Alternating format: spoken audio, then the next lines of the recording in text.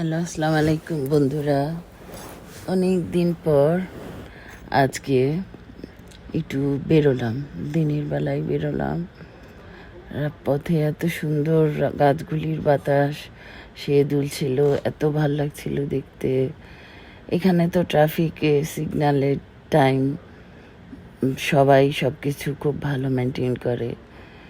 ঠিক যেখানে থামার সেখানে থামবে, যেখানে যাওয়ার সেখানে যাবে। আমাদের দেশে হয়তো এই ট্রাফিক সিগন্যালগুলি কেউ মানবে না বা ঠিকমতো মানতে চায় না, যার কারণে যানজট থাকে। যাক, অবশেষে চলে এসলাম শপিং সেন্টারে। এক এক করে দেখছিলাম, ঘুরছিলাম। এই সেই শপিং সেন্টার যেখানে আমার কত শত স্মৃতি, ড্রাগন সেন্টার এক নামে। তো দেখছিলাম কতগুলি হিজাব, দেখছিলাম হিজাবগুলির দাম $1200, $1500, 400, 500, 600 এরকম করে। চিন্তা করলাম, কে যে এগুলি পরে, কে যে এগুলি কিনে।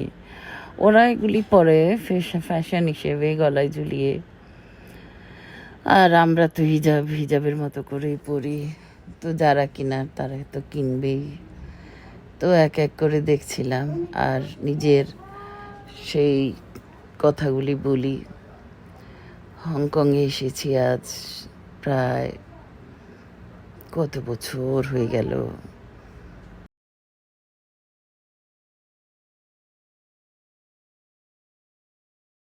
আসছি যে তো প্রথম ছিল ছোট বড় মেয়েটাকে খুব ছোট নিয়ে আসছি। তারপর এখানে আসলাম, ছেলে হলো। ছেলে যখন ছোট তখন ওই শপিং সেন্টারে প্রতিদিন, বাসার সামনেই শপিং সেন্টার, আসতাম। ও প্রতিদিনই হারায় যেত, আর ওকে খুঁজতে খুঁজতে খুঁজতে পরে পাইতাম আর বকাবকি করতাম যে কেন হারাইছো, কেন গেছো, কেন। এমন করতে করতে একটা সময় দেখা গেছে যে ড্রাগন সেন্টারের প্রতিটা দোকানদারই ওকে চিনতো, জানতো যে ও কে। পরে আর একটা সময় ছিল আর খোঁজাখুঁজি করতাম না, জানি যে কোথাও না কোথাও আছে। ওর একটা অভ্যাস ছিল। দেখতে দেখতে ছেলেও এখন বড় হয়ে গেছে।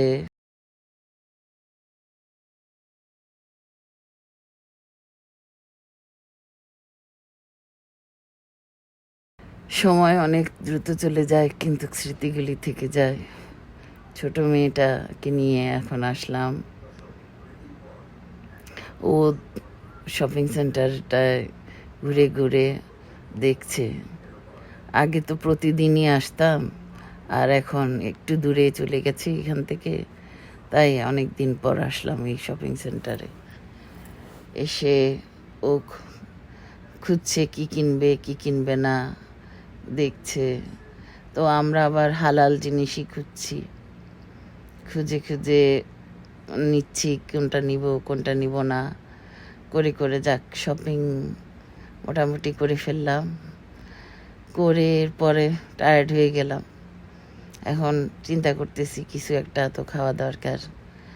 তো বেশি কিছু খাবো না, ইচ্ছাও করছে না। তারপরও দেখে শুনে একটা সফট ড্রিঙ্কস দোকানে চলে গেলাম।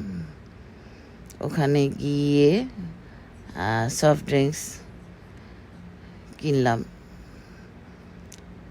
এখন চিন্তা করছি, বসছি আর ভাবছি, চিন্তা করছি যে কিভাবে যে সময়গুলি শেষ হয়ে গেল টেরও পেলাম না। জীবনটা আসলে একটা ঘূর্ণির মতো ঘুরতে থাকে। কখন যে সময় পিছনে ফেলে আসে মানুষ, আর কত দ্রুত যে এগিয়ে যায় সব, মানে বলার মতো না। যা হোক, ড্রিঙ্কসটা ছিল প্যাশন ফ্রুটসের সাথে লেমন। আসলে অন্যরকম একটা মজা ছিল। বাংলাদেশে তো এখন প্যাশন ফ্রুট খুব ভালো পাওয়া যায়। চিন্তা করতেছি এরকম একটা দোকান যদি বাংলাদেশে খুলে খুব ভালোই চলবে, বিজনেস। কারণ নতুন মজার একটা ড্রিঙ্কস খেলে বোঝা যায়। তো ঘোরাঘুরি করলাম, শপিং করলাম, এখন চলে আসার পালা।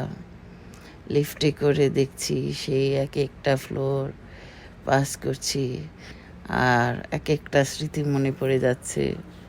সময় অনেক দ্রুত চলে যায়, সময়ই চলে যায়, আর সব কিছু মানুষের থেকে যায়।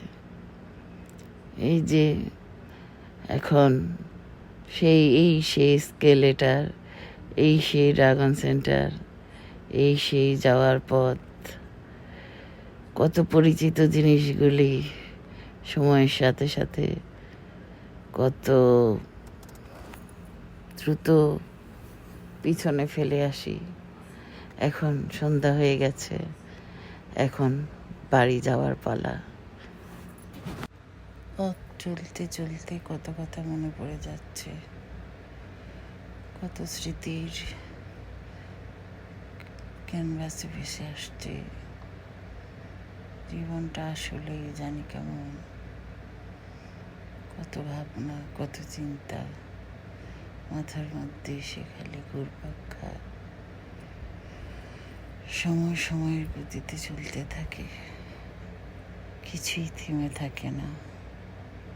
একদিন হয়তো সবই শেষ হয়ে যাবে, শুধু স্মৃতিটাই থেকে যাবে। পথ চলতে চলতে গান শুনতে তো খুবই ভালো লাগে, তাই গান শুনছি আর বাসায় যাচ্ছি। গাড়ি থেকে রাতের নিস্তব্ধতা দেখতে ভালোই লাগছিল, ভালোই উপভোগ করছিলাম চারিদিক।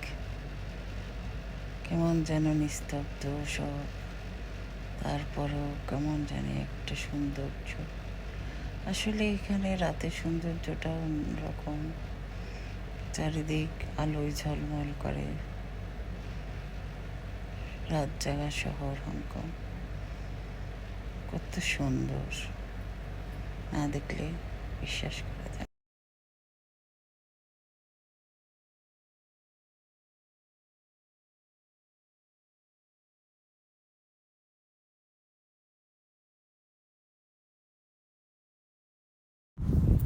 এতক্ষণ যারা দেখেছ তারা কি লাইক বাটন টিপেছ?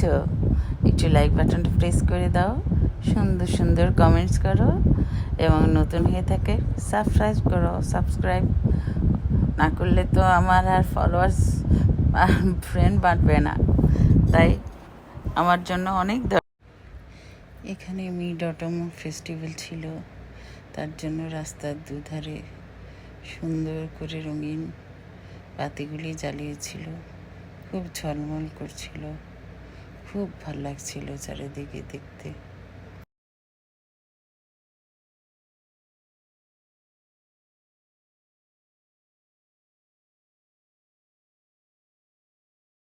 শেয়ার কিন্তু অবশ্যই করবে।